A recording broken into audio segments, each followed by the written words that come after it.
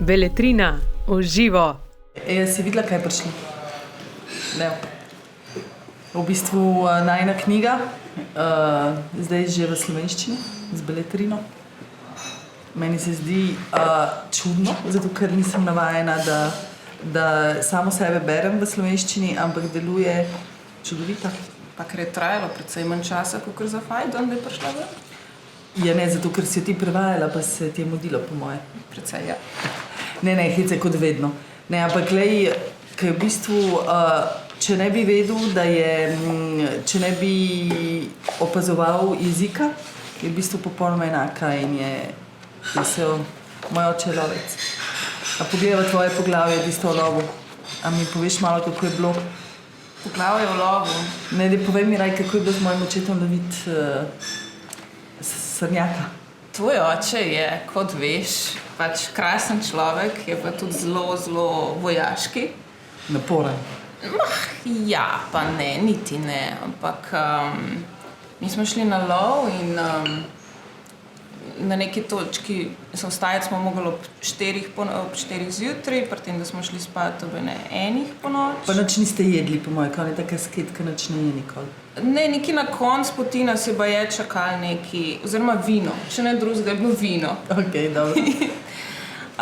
Problem je, ker smo potem čakali po 5 ur, čakali sred noči, nič se ni zgodilo. Tvoj oče, ki trdi, da je najboljši lovec na svetu, je zgrešil enkrat. Je rekel, da se to nikoli ne zgodi. Ampak glih za knjigo. Glih za knjigo. A takrat je bil tudi Žorž z vami? Ja, in Žorž je bil tudi z nami. Žorž je avstrijsko-francoski novinar, ki živi v Trstu. Velik fan hiše Franko. Pisal je poglavje o lovu v Sloveniji, o lovu na medveda konkretno. Šli smo loviti srne, tako da close enough za Žorža. Ampak skratka po 2 dneh še vedno nismo nič ulovili. In Žorž je hotel domov v Trst. Tvoj oče je rekel, da bo šel domov takrat, ko bomo ulovili neki. Na srečo je bil tam kolega od tvojega očeta, ki je Božo, ki je ulovil končno na neki točki. Zdaj lovite kozoroga drugače. Zdajle? Ja, te dni hočete ujeti kozoroga, tako da ni hec. Okay, za naslednjo knjigo. In potem? Potem smo tisto lovili, smo bili vsi srečni. Ker ste ulovili? Smo ulovili. A veš, to je točno ta, ne? To je ta, ja. To je ta. Kako je bilo ime, veš? Ni imela imena. Imel? Bil srnak je bil. In več na koncu smo ga potem v dolino prepeljali, tvoj oče ga izvil v origami obliko in v nahrbtnik vtaknil, da bi bil mali zajec. Ampak to je lovska fora, če ne veš. Zdaj vem, hvala, Ana. Ampak si ti opazila, kako lovci imajo en tak poseben vojn, dišijo skoraj tako dišijo po adrenalinu? Mislim, ja.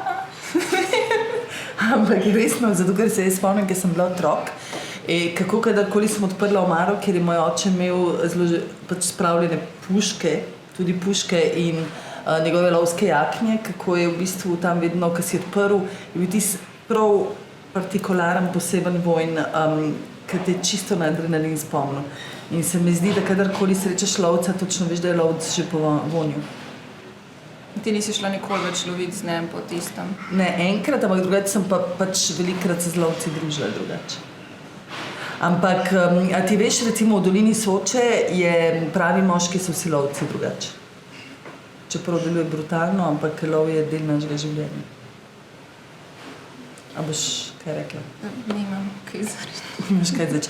Ok, pol te bi še nekaj vprašala, samo malo. Kje je malo poglavje?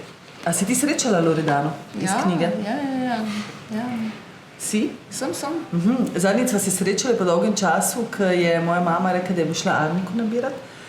Loredana je naša zeliščarca in taka, kako jo tle imenujemo, Loredana vrtna kraljica v Rožnatem. Ko smo šli namreč snemati za Arte televizijo en prispevk, ne vem, če sem ti to kdaj povedala, prispevk o meni in se rekla, da bi rada imela Loredano zraven in deževalo je, vlivalo, vsi smo bili v dežnih plaščih in smo šli na Ljug, kjer bi se mogli dobiti zato da gremo snemati. In v gost in pride Loredana tako v roza jakni, ampak tisto veš, ABBA style. Roza jakna, une platinasto bele lase in bele škornje, tiste speto, kaj bi ste, mislim, svojih 80 letih nosili. In oske, oprete kavbojke in v tem je šla nabirati in tako ta tim od Arteja reče, where is the forager? Pa je tako, she's the forager. In oni tako se pogledajo in rečejo, ta svet je čisto vse narobe. Ampak njeno znanje o zeliščih je tako trgano dobro, da res ni. A zdaj ti spomniš, kako so se midve začele o knjigi pogovarjati? Midve so se začele pogovarjati o knjigi, ki sem bila 2 let nazaj, 2 let pa pol. Ja, 2 let pa pol. Sem bila tukaj za Silvestrovo, za večerjo. In v bistvu nisem še dopoldne šla domov in mislim, da me je Walter klical, kje sem, če pridem na kavo. Sem rekla, okej, kot vedno, nikoli ne rečem ne. Sem prišla na kavo ob moje pol enih je bilo verjetno, ni bilo glih dopoldne. Je bila kava ali je bil kozarec vina? Bilo je vino, seveda je bilo vino, ni bilo kave sploh. Pa kosilo je bilo in potem na neki točki si ti, mislim, da si se pogovarjala nekaj z Walterjem in si rekel, čakaj sam malo. In si poklicala Walterja na stran in sta šla nekam tukaj za vogal in si prišla nazaj in si rekla, kaj pa če bi ti pisala mojo knjigo? In si rekla, ok, Ana, sicer še nisem nobene knjige napisala, ok, godno. Se ti drugače spomniš? Ne, se tega ne spomnim sicer. Ampak to je bilo en dan po mojem rojstnem dnevu, tako da je prav mogoče se tega ne spomnim. Ne, pa je že žal, da si predlagala to. Ne, nikoli ne bo žal. Predlagaš projekt. Ne, ampak potem smo se naprej o tem pogovarjali v Istanbulu. In sicer je bil Maksut Askar, ki naju je, takrat sem jaz kuhala 4-ročno večerjo z njim, Emily pa Andreja sta bila zraven. In se spomnim točno, kje smo bili v azijskem delu Istanbula in smo hodili po tistih strmih ulicah. In te jaz pogledam in sem rekla, a bova naredila to knjigo. In to je bil april. April, ja. In septembra je bilo treba material oddati. Ampak veš, to knjigo dejansko, ko sem jaz rekla, da bom moj del napisala sama, je bilo potem samo vprašanje, kdo doseže mojo sočnost jezika. In glede na to, da te tako rada berem na MMC-ju, se mi je zdelo, da bi to bilo idealno. Sicer je pa ta knjiga, ne vem, če se ti spomniš, Kaja, nastajala že 2 leti prej. In sicer, ampak je šla v popolnoma napačno smer. Takrat ne bi knjigo pisal Andreja Petrini in Ben Šmuk ne bi jo fotografiral. Ampak mi smo se knjige čisto narobe lotili, ne? V bistvu smo najprej naredili koncept, pa začeli že kar delati, fotografirati, ne da bi sploh imeli niti agenta za knjigo, niti agenta, ampak niti založnika. In potem smo imeli skoraj vse že narejeno. Ok, Andreja ni nič napisal, razen da je prevedel en svoj članek iz francoščine v italijanščino, da je v bistvu to bil predstavitveni tekst. In potem smo poslali te predloge vsem založbam na svetu. A tudi Fajdonu takrat? Tudi Fajdonu. A po mojem tudi Fajdonu. In vsi so rekli takrat, da najprej bil entuzijazem, Ana Roš nam ponuja knjigo in potem se nihče več ni oglasil nazaj. In potem smo po 2-3 mesecih me Andreja poklical in rekel, kaj je zdaj s to knjigo? Mislim, da je bil januar in nihče se ni oglasil. In potem je rekel, pa daj napiši še en mail. In jaz naivno napišem še en mail vsem založnikom in vsem agentom in potem so počasi cugljali odgovori, da se mi zdi vse skupaj kar ena slaba potegavščina.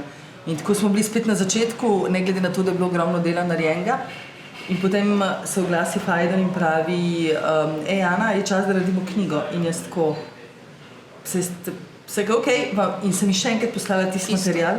In potem so rekli, ne, ko rečemo, bi naredili knjigo, bomo naredili knjigo tako, kot je treba.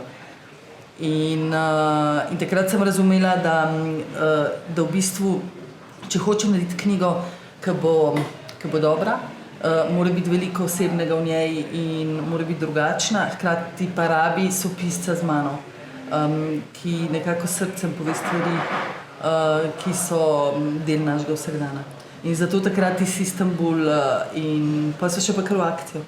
Ja, mislim, je bila tudi zgodba, kako smo šli v akcijo. Kaj pa bilo? Jaz ne spomnim. Ampak, okay.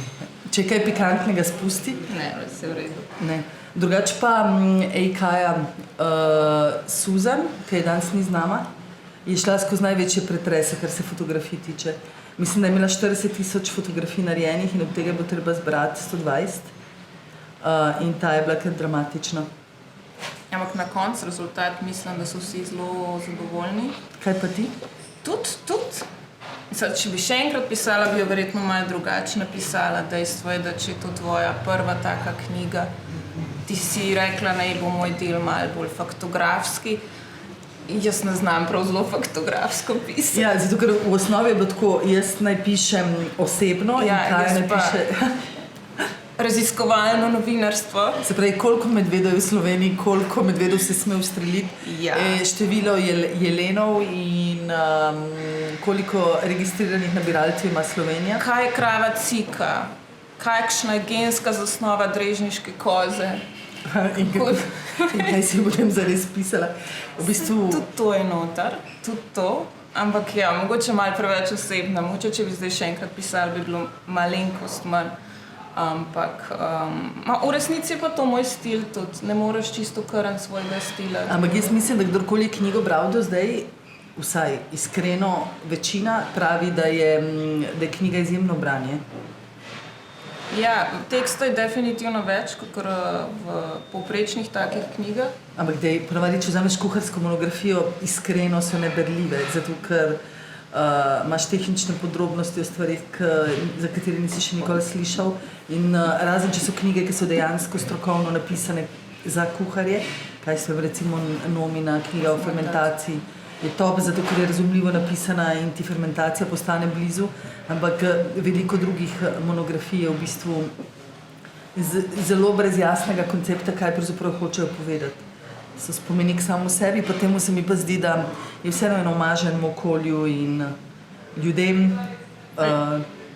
Jaz mislim, da je to glavno, ker je to definitivno ni knjiga o neki vrhunski, nedostopni kulinariki. V bistvu je zelo malo hiše Franko tukaj take kot neke restauracije, 38 restauracij sveta, ampak je vse, kar sestavlja neko tako restauracijo. In mogoče upam, da se s to knjigo tudi malo bolj približa ljudem, da to ni neka nedostopna, elitistična zadeva, ampak da dejansko v eno tako restauracijo spadajo mali pridelovalci, ki mogoče bi izumrli brez take restauracije, ki se jim ne bi splačali delati, ohranjanje nekih tradicij.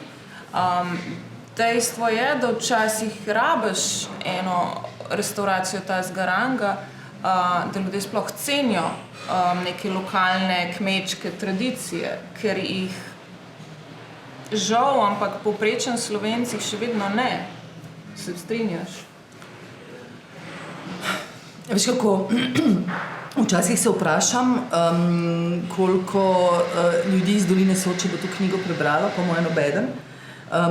Ampak bi bilo dobro, da bi jo, zato ker bi videli dejansko njihovo sedanjost, mogoče prihodnost, veliko njihovih tradicij. Pa ne zato, da bi jaz kuhala na tradicionalen način, ampak dejansko iz neke tradicije predelovanja ali pridelovanja v hiši Franko vedno izhajamo. Predvsem pa se mi zdi, da je transparentno v knjigi, da spodbujamo ljudi, da bi bili bolj progresivni in da bi na nek način kmetijstvo naredilo en korak naprej, ali to živinoreja, ali je to poljedelstvo, karkoli. En korak naprej in postalo bolj sodobno, ker bi zato lažje preživelo. Zato, ker se veš, da kmetijstvo, tako kot turizem, ni sam sebi namen, niti kuhnja, ampak dejansko rabiš končnega kupca, odjemalca in se mi zdi, da je ta dolina Soče tako primeren prostor za nekaj podobnega, ta mešanca alpskega, mediteranskega zraka. Tako da mogoče vsi tisti, ki bojo prebrali, bojo razmislili o tem, da se da narediti še toliko več. Tako da tisto bo pa za naslednjo knjigo. Imam že naslov, tako da se lahko že kar lotim. Ni umor v Sožidu. Sožit 34. Ja. Ne, v bistvu se mi dejansko v tem hipu zdi, veliko ljudi me vpraša, ampak a je ta knjiga zaključena? Pa jaz tako rečem, ja, v bistvu je ta knjiga na nek način zaključena, eno poglavje, zajema eno ogromno poglavje, ki je sicer koliko mesecev našega dela? 6. Mislim, samega pisanja pa tega je bilo v bistvu zelo hitro, tisto od maja do septembra. Potem so šli pa pisanje po popravki. Zdaj, če ti tako pogledaš, Kaja, dejansko recimo recepti, so recepti in krožniki, ki veš, da jaz ne maram ponavljati krožnikov, so praktično vsi delo enega leta, niti enega leta. Ni enega starejšega krožnika. In če danes pogledam, Kaja, zakaj mora nastati nova knjiga, je zato, ker niti enega tega krožnika ni več na meniju Hiše Franko. Razen čom pa skuto, ker ne veš, da bo glih zdaj ven letela, ker imam poln kuhinji. Ampak niti enega od teh krožnikov ni na meniju. Dobro, ampak pogledaš te krožnike, si kdaj rečeš, jo, to je bila pa super jed, škoda, ker nima več na meniju, ali si toliko naveličena res po tako kratkem času vseh teh jedi? Ne, zato ker delamo tako hitre korake naprej. To se mi zdi pa, da je nekaj tako izjemnega. Škaj mi Leo vedno pravi? Pravi, Ana, go out of the box. Zato ker imamo recimo, zdaj, ker smo čisto nov meni smo spet naredili in by the way, od prejšnjega tedna je toliko dodelan, da res ni. In ko dejansko imam pred sabo živila, na podlagi katerih moram nekaj ustvariti, ampak to je naravno, začnem razmišljati v smer tega, kar sem že delala prej, zato ker avtomatično rečem, figa, medov svit, ker vem, kako se reče v slovenščini. Močvirski slad in potem tako me Leo gleda in reče tako, Ana, to smo že lani delali, a lahko prosim se čisto obrne zgodba. Ampak je v bistvu fajn, da imaš okrog sebe ljudi, če si ti kreativa, so oni tvoji vojaki, ampak hkrati želijo videti napredek.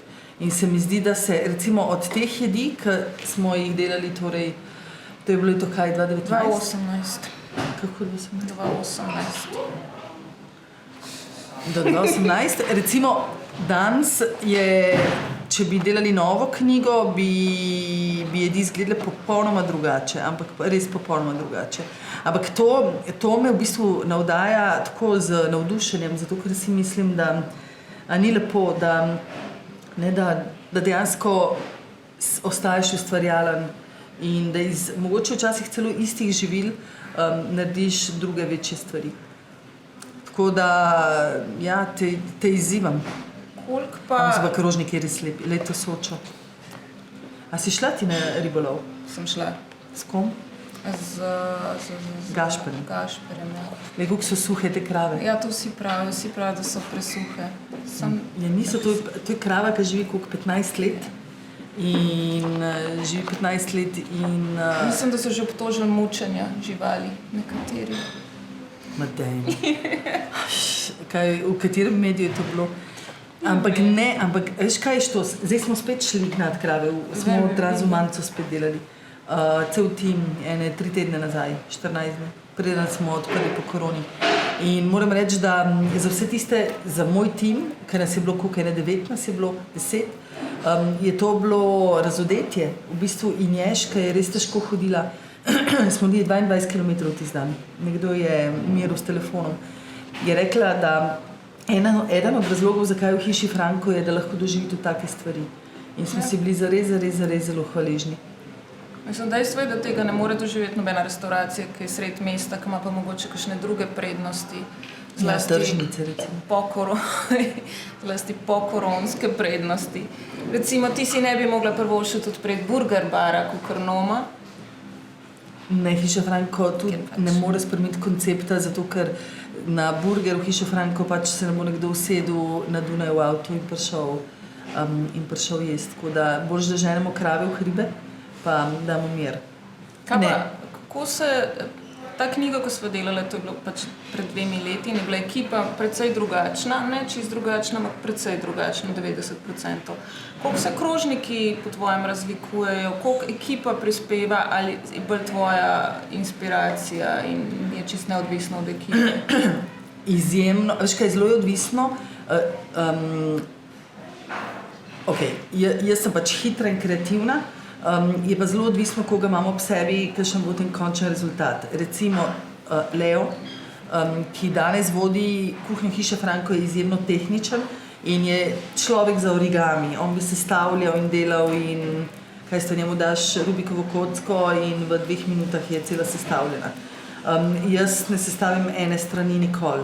In v bistvu, se pravi, jaz vidim celotno sliko okusov in jih potem pač predelamo in potem, recimo v tem hipu so krožniki precej tehnični, zato ker je ekipa oziroma nekdo, ki mu zares zaupam in ki dejansko dela z mano ob sebi, me pač vodi v to smer. Moraš vedeti, da ni kuharja na svetu, ki dela na takem nivoju restauracije, ki nima ekipe, ki mu potem sledi in večina restauracij ima kreativni tim. Mi smo poskušali, ampak sem jaz enostavno premočna. Ne težko sprejmem in tega se je recimo Leonardo naučil, da ne dovoli, da kdorkoli spreminja okuse, zato ker so pač moje kombinacije tako specifične in tako moje. In tako da dejansko ob sebi rabiš nekoga, ki te posluša, ki s tabo govori in ti potem pomaga priti do zaključka. V času nastajanja knjige je bila to Emily, oziroma ali je že bil Leo? Je bil Leo, ampak je bila Emily še šefinja v začetku. Ja, in Emily, recimo takrat je moja hrana delovala dejansko zelo azijsko. Ona je korejskega porekla, oboževala je fish sauce iz hoče reči, spomnim bi se, če fish sauce iz ribjo omako. Ampak ni. Ja, fish sauce. Nampla. In v bistvu, če si tako pogledal, meni se zdi, da smo mi imeli porabo sojine omake in namplaja takrat toliko, zdaj pa tega sploh ni v kuhinji. Veš, dejansko je res, zdaj sem ujela, kaj sem ti hotela povedati, da tvoj head chef ali sous chef, kakorkoli, mora čutiti in slišati tebe, ne sme vsiljevati svojega mnenja, mora ti samo pomagati, da prideš sam do zaključka.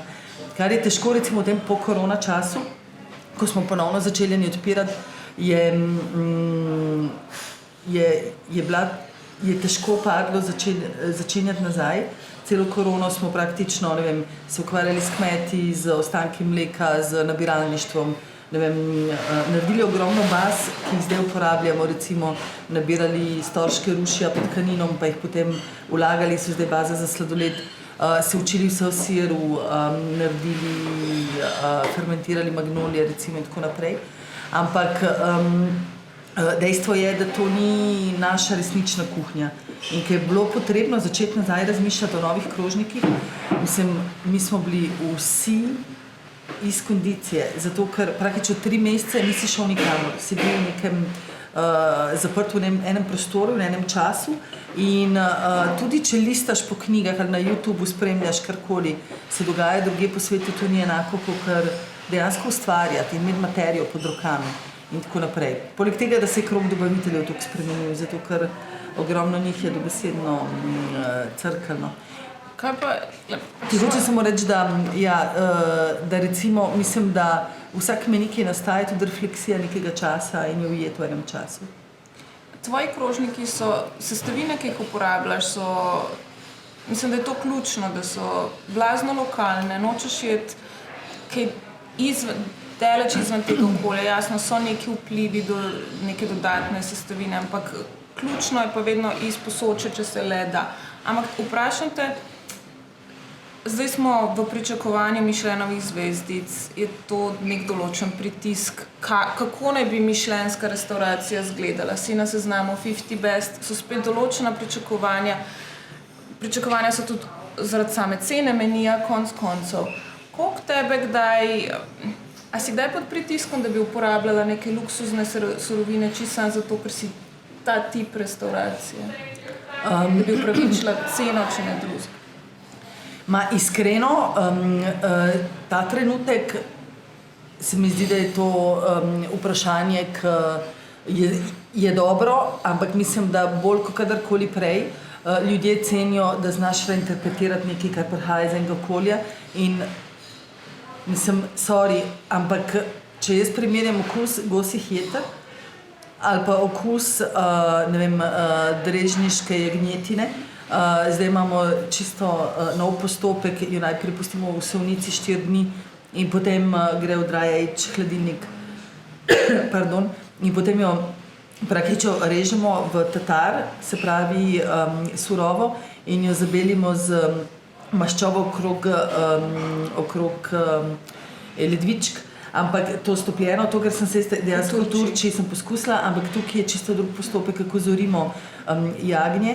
In če jaz pogledam ta okus ali pa okus gosjih jeter, kaj meni predstavlja hišo Franko? Okus jagnjetine. In mislim, da je to razlog, zakaj ljudje naredijo toliko kilometrov, da pridejo do sem. Smo pa letos z novim menijem in mislim, da bo to novo poglavje, nastaja novo poglavje v naših, ne samo v naših glavah, tudi na naših menijih, in sicer postajamo na nek način še bolj lokalni, ampak slovenski. Zdaj sem našla ene rejce krškopolskega prašička, ki so prosta paša, in smo naredili en krožnik in pač niso tu, so iz štajerskega konca, taki mladi, zelo inteligentni, tudi hipsterski fantje. In se mi kar naenkrat, veš, kaj se ti zgodi, če hočeš videti to evolucijo tvojega menija, potem pač seveda moraš dodajati, ampak namesto da uporabiš tu kaviar pa gosja jetra, raj pomagaš ne vem, slovenskemu kmetu, slovenskemu živinorejcu, da pride na tvoj meni. In prav včeraj smo se z Ivon in Leotom ob 2 zjutraj, ko smo končali servis, pogovarjali o tem, da nujno potrebujemo zdaj ta korak naprej. Malo nas je korona tudi naučila tega, da ne vem, spremenila nas je, ampak nas je naučila tega,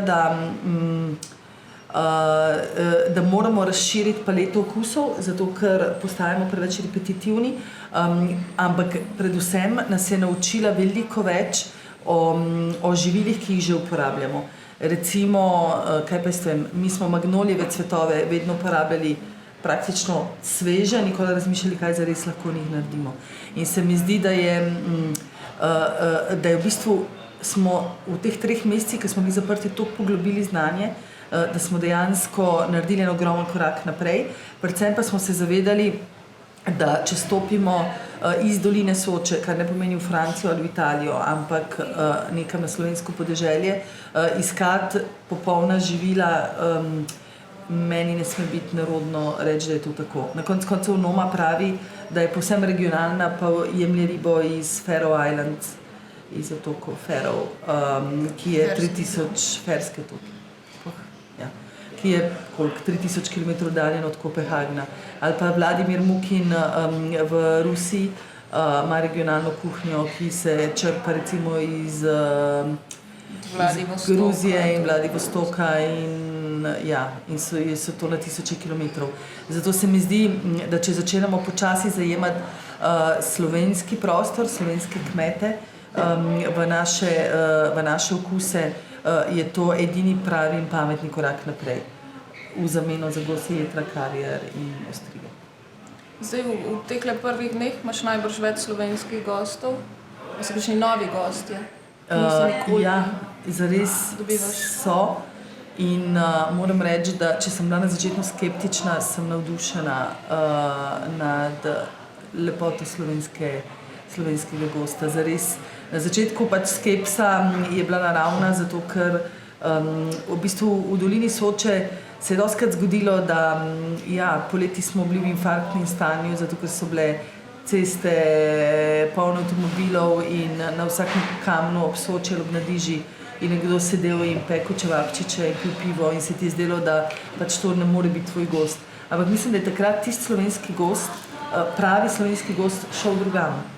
Zato, ker to dejansko ni bilo, v dolini ni bilo stanje, ki bi bilo primerno za nekoga, ki želi en miren kotiček. In ta trenutek so ti ljudje prišli in moram reči, da smo našli verjetno eno čisto novo perspektivo oziroma perspektivo glede tega, kdo smo Slovenci pravzaprav. Del poglavja je poglavje o Walterju in o njegovi ljubezni do vin, do naravnih vin. Mogoče bi tukaj ti mogoče tudi nekateri učitajo, da bi mogla imeti na meniju kot vinsko spremljavo neka internacionalna vina, šampance, burgundce, bordojce, ampak jaz mislim, da je glih to tisto, kar dela Hiša Franko, to, kar je, da tako zelo vztrajate pri ne samo predstavljanju lokalnih vinarjev, malih lokalnih vinarjev, ampak tudi naravnega vina, konec koncev, ki v resnici je v mednarodni sceni nekako še vsem bolj priznan, kot je pri nas doma. In veliko ljudi prihaja sem, zato ker hoče izkusiti te vinarje v Brdih, v Vipavski dolini, na Štajerskem in tako naprej. Tako da, vem, da si imela tudi neke dileme s tem, z vinsko karto, ali bi se bolj prilagodila nekim tem bolj konvencionalnim, bolj klasičnim gostom, ali bi vztrajala pri tem, da pokažeš res tisto, kar dela, kar verjameš, konec koncev verjetno tudi ti. Mislim, včasih prideš v dvom, zato ker ko ti na primer eden od slovenskih vodičev da nižje ocene, zato ker je vinska karta naravna karta, začneš dvomiti, če je to, kar počneš, pravzaprav pravilno. Rekla pa bi, da vsak mora stati za svojo filozofijo in povsem za svojo filozofijo in jo znati zagovarjati. In zato, če se pogovarjaš s tistimi ljudmi, ki so močno opinionated, ki imajo močna mnenja, ti bojo vedno rekli, stoj za tvojim konceptom, stoj za tvojim prepričanjem in na koncu je dovolj gostov, ki te bo razumelo. Seveda lahko konvencionalnih vin je nekaj na vinski karti in ljudem damo možnost, da jih pijejo, ampak menim, da je ključno, da mi stojimo za svojo filozofijo in to je dejansko filozofija, kaj Hiša Franko je. Je en presek našega razmišljanja o našem okolju in Walter, mislim, boga mi, ko sem ga spoznala, ne vem koliko let nazaj je to, je pil tista biodinamična vina, ki takrat niso bila tehnično še tako obdelana in jaz se spomnim, da se še včasih ven jest, pa tako pride natakar, sommelier, pardon, in če slučajno Walterja ni blizu, jaz mu tako šepnem, a lahko prosim, ne preveč ekstremno, zato ker res tega ne morem piti v takem ekstremu. In ampak njegovo prepričanje je zares to, on dejansko lahko pije samo taka vina. In pošteno je in prav je, da hiša sledi njegovemu razmišljanju o vinu. Vse drugo bi po moje bilo, kako rečeš, narobe in bi čutili, da je narobe. En citat, ki ga on dal v poglavju, ki sem ga jaz pisala o Walterju, je bil, pa ne vem, če si kdaj komentirala to, ampak on je meni rekel, da nikoli ne ve, a so se tvoje jedi razvile v to, kar so se pravi, jedi zelo močnih okusov, poudarjenih okusov, a so se tako razvile zaradi vina, ki ga piješ, ker pa sta pila toliko takih vin, tudi ekstremnih, ali ne, ali ni imel to nobene povezave s tem. Misliš, da je imel kakšno povezavo? Ker konec koncev določen ta tip vin je blazno, so poudarjene kisline in podobne zadeve. In tudi pri tvojih idejah so eni elementi bolj poudarjeni in bolj pridejo do izraza. Misliš, da je tukaj neka korelacija? Veš, to je tako kot cela ta knjiga, ne? Ker ti v bistvu se vprašaš, zakaj smo knjigo naredili v takem konceptu. V bistvu to ni dejansko prava kuharska monografija, to je v bistvu neka refleksija o mojem življenju, refleksija o mojem otroštvu, ogromno nekih konkretnih spominov in potem povezav na to, kaj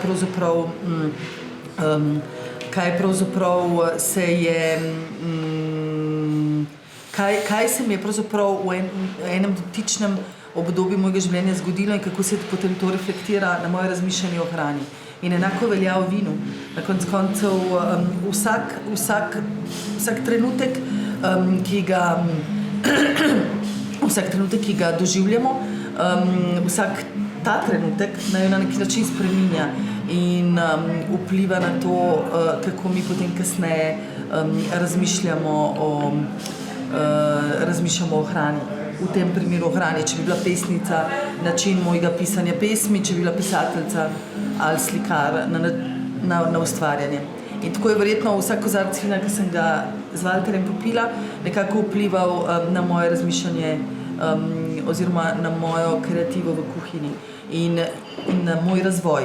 Zato, ne vem, vsako potovanje, veš, da smo bili letos cel januar po Aziji, na tej veliki azijski turi. Na tej veliki azijski turi smo vsi naredili, my god, tak premik v glavi, kar se hrane tiče, ki ga zavedno nas je zaznamoval. Od smrdljivega tofuja v Tajpeju, by the way, ne razumeš, kako lahko je to za Tajvance taka neverjetna specialiteta, ampak dejansko to je in tu vidiš, ki so te kulturne razlike med nami, ki so tako pomembne. Ampak ti smrdljivi tofu mi je mogoče povedal nekaj, kar je izjemno pomembnega in to je, oziroma me je naučil nečesa pomembnega in to je, da v bistvu nikoli noben okus ni preveč intenziven. Tako da jaz sem vesela, da je moja kuhinja takšna, kot je, polna kontrastov in predvsem intenzivnosti, zato ker taka sem tudi po karakterju. In tisti kozarec vina Valterja mi je sigurno je vsemu skupaj dodal eno vrednost. Kaj pa ta del, pač rekla si in je res, pač v knjigi je zelo veliko tebe, mislim, da ne skrivaš praktično skoraj nič. Veliko. Ok, ampak so pa stvari, ki so zelo osebne noter, od boja z anoreksijo do spontanega splava in podobne stvari. Si javna osebnost, zlasti v zadnjem času veš, da veliko stvari že samo če nek napačno razumljen zapis na družabnih omrežjih pomeni 6 člankov naslednji dan. Se nikoli nisi ustrašila, da preveč sebe daješ noter, da bi lahko kdo to, ne vem, zlorabo izkoristil, tvoja ranljivost na nek način? Ampak mislim, kdorkoli jo želi izrabiti ali izkoristiti, vsekakor ni nekdo, ki bi sodil v moj krog ljudi, ki so mi blizu in ki mi lahko pomagajo k temu, da sem jutri lahko še boljša in bolj zanimiva.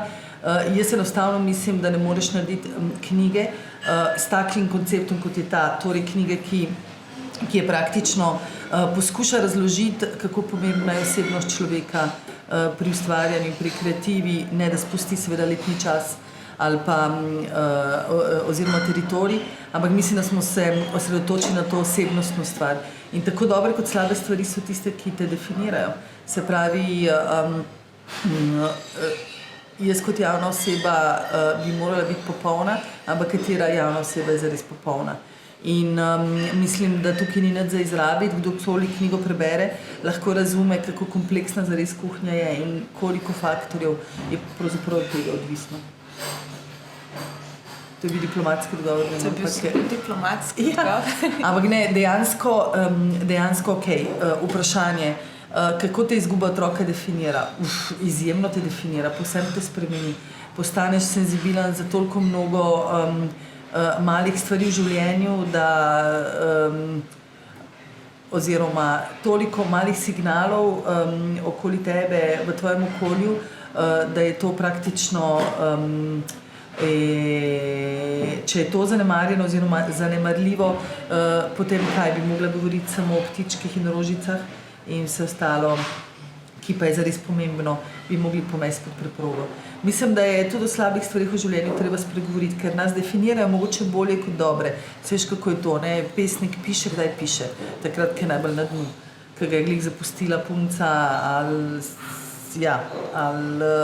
ali ima tiste najtežje trenutke svojega življenja. Kdaj slikari slikajo najbolj intenzivne, najbolj močne slike, takrat, ko so čustva močna. In jaz mislim, da kuhanje so čustva in ustvarjanje v kuhinji so čustva.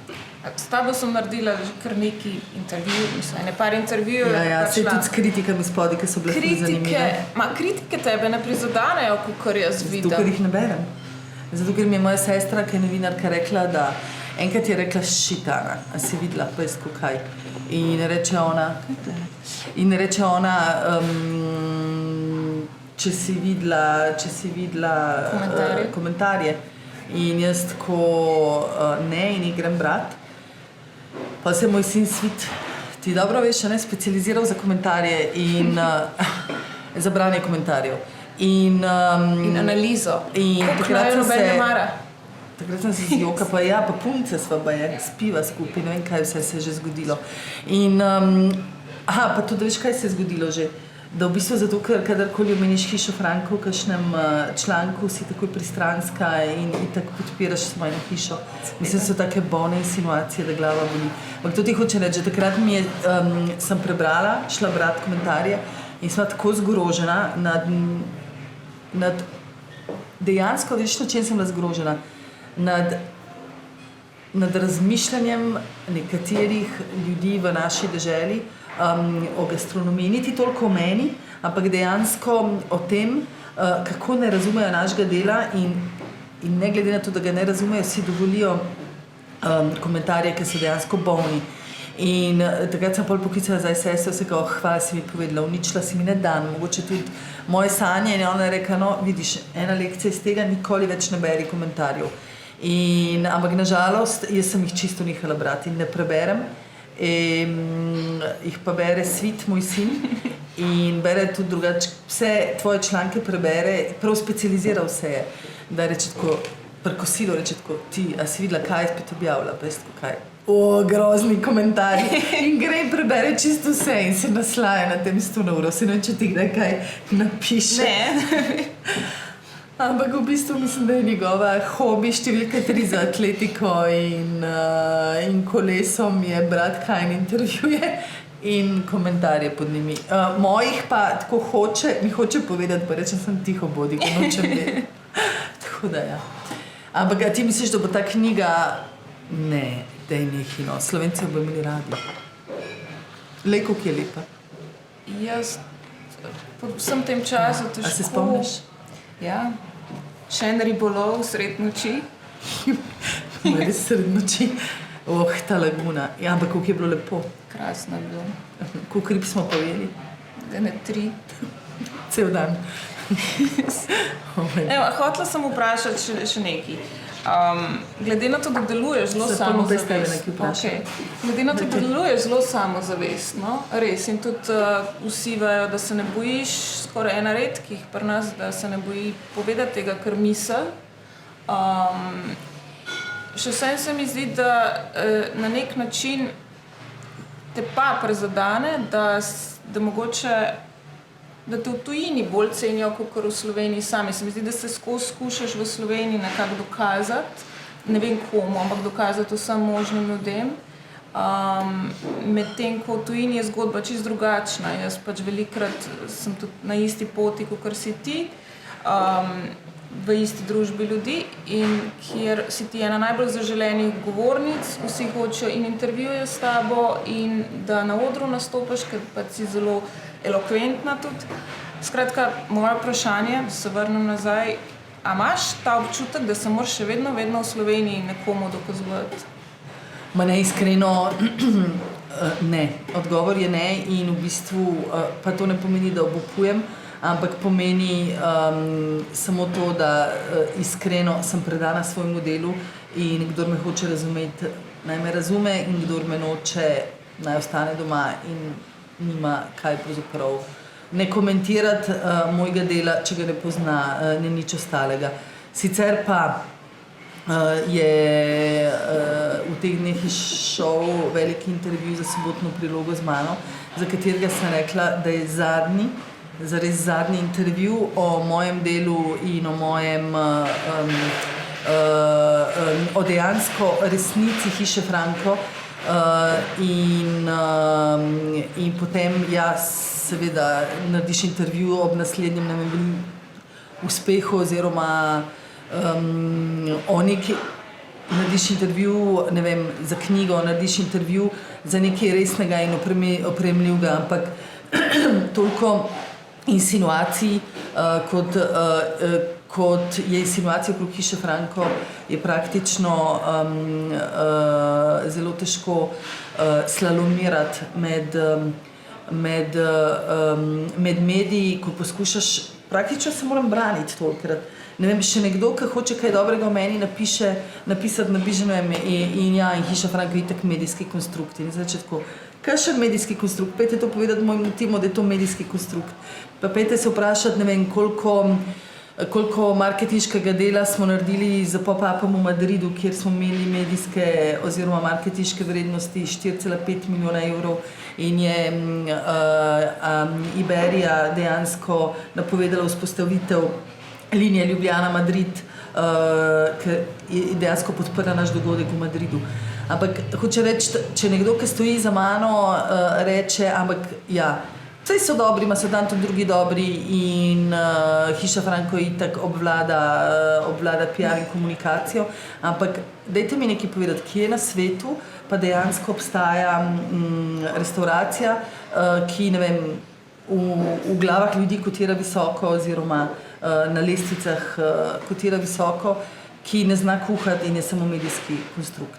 Tako da se mi zdi, da ne, jaz ne bom rekla, da sem na tem obupala, ampak enostavno se moram prepričati, veš, ko se ti dogajajo slabe stvari, nehaš razmišljati o slabih stvarih, ampak razmišljaš o dobrih in v tem primeru raj razmišljam o mojem timu, o našem delu, o novih krožnikih, o novih projektih, kot o tem, kaj si ljudje o tem mislijo. Ljudje, ki tega ne poznajo. Tako da ne dokazujem se. V bistvu se nikoli nisem niti provala dokazovati, bolj sem se mogla braniti, se mi zdi. In to se mi zdi, da je kar tako mačk žalostno. Evo, lega mojega očeta, ki pleza. Dajva še kaj o Suzan reči, ker meni se smili, kaj ni tu. Suzan se toliko je predelala za to knjigo, tudi ona je cela kubarika postala. Suzan je imela grozen velik dela. Zlasti tekanje za kravami, z 40 kilami opreme, ali koliko že, če malo pretiravam. A se ti spomniš, kako je Suzan, vsak krožnik, ki ga je poslikala, ga je pojedla. In potem reče tako, ker je vegetarijanka, ne? In potem reče tako, nekdo ji prinese krožnik za slikati, mislim, da je bil točno binje. In reče tako, is there meat inside? In ta nekdo, ki je prinesel krožnik, reče no. In ona, ker je čisto vsako jed pojedla, nad se ni zavrglo. Razen, ker je bilo meso. In tako pojem, reče, to pa dobro. Pa tako, jaz tako, ja, noter so jančkovi možgani. Pa ona tako, they said there is no meat. In mislim, da ne bi to Leo ali kdorkoli pa reče, but this is just the brain. Mislim, da ni bila srečna. Ampak mislim, da je kar velikrat pojedla kar nekaj mesa in mislim, da se je prav zabavala ob tem. Ali se ni zamerila? Ne, ni zamerila. Ne vem, če se je zabavala, ko je izvedela, da je meso. A ti je kakšen poglavje še posebej pri srcu bolj ljub ali se ti zdi vse kot neka celota povezana? Mislim, da je povezana celota, mislim, da je izjemno pomembno poglavje ta širni svet, Big World, in izjemno pomembno, mogoče najbolj. Zato sem knjigo podarila Ilki Štuhec. Sam 3 sem v življenju podarila, ker drugače knjige nočem podarjati. Čakaj, se malo da jo najdem.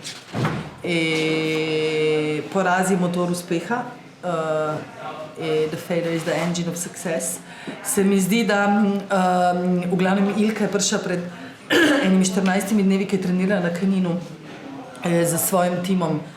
Me je želela spoznati in smo skuhali pašto s paradajzom in malo skute zraven in klepeta in smo tako res 3 ure smo sedeli za mizo in v bistvu je ful fajn punca. In potem sem jaz tako razmišljala, ker v bistvu bolj, ko začneš nekoga skozi klepet spoznavati, ugotavljaš, kakšen absolutist je, od sebe zahtevaš največ in vse. In v bistvu v tistem hipu se nekaj grem po knjigo in ji dam knjigo, zato prav zaradi tega poglavja. Poraz je motor uspeha in sem mi dala knjigo, sem jo posvetila in zakaj Ilka, sem to poglej. V bistvu razumem, da tebi štejejo samo zmage, ampak ko boš sprejela svoje 3., 9., 12. mesta in se iz njih nekaj naučila, potem boš zopet zmagovala.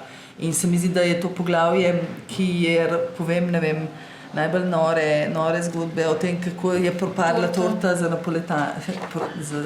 italijanskega predsednika, 80 let je imel, napoletana in kako sem si razšila glavo, pa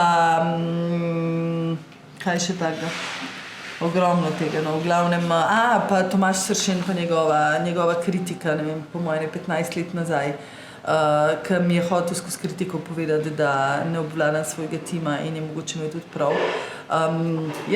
V bistvu, kadar narediš napake, jih moraš spoznati in sprejeti. in samo takrat lahko narediš velik korak naprej. In se mi zdi, da tako ko sem zato to knjigo dala Ilki, se mi zdi, da bi vsak od nas se mogel zamisliti nad tem poglavjem in edino to nas pripelje do neke vrste uspešnosti in hkrati tudi sreče, zato ker ko enkrat se realiziraš, takrat v bistvu dosežeš neke vrste vse moralno sreče. Tako da bi rekla, da je to poglavje, mogoče je nobena druga kuharska monografija nima. Širni svet, zdaj nisi bila v širnem svetu 3 mesece pa pol. Ja, zdaj sem bila v širnem svetu Doline Soče. To je rekord mojega življenja, zares. Ja. In veš kaj, zdaj, ker moram iti v Ljubljano, imam rajzen fiber. Tako, v bistvu po noči mi začne srce toči, pa kaj pa to, ne my god, samo v Ljubljano moram biti.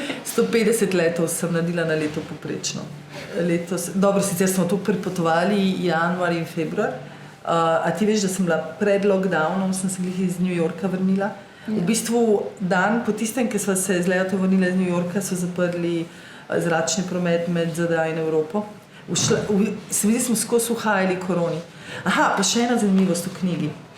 Pa sploh ne vem, če sem ti to povedala, ker je tako supljiva, da res ni. Načeloma sem prebrala knjigo, Ana. Ne. Načeloma, ok. Ampak, ko sem bila v New Yorku, nazadnje kuhala za James Beard Foundation, to je bilo začetek marca. Mislim, sem se vrnila v Evropo 6.7. marca. V glavnem sem se dobila z Emily Takudes, ki je bila glavna urednica originalne knjige, se pravi, in je tudi knjigo sledila od začetka do konca. In sva se dogovorile za promocijske ture v Evropi in ZDA in v bistvu malo nazdravile in bile cel večer skupaj. Pa se je začelo tako, jaz sem se začela vračati domov, pa smo tukaj padli v ta lockdown in tako naprej.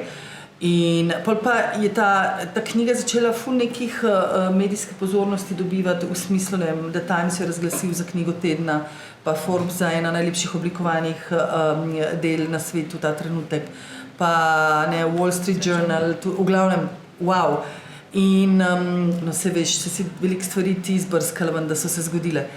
In Emily mi napiše, ni bilo tako, jaz mi še 2krat napisala, jaz si videla tišina.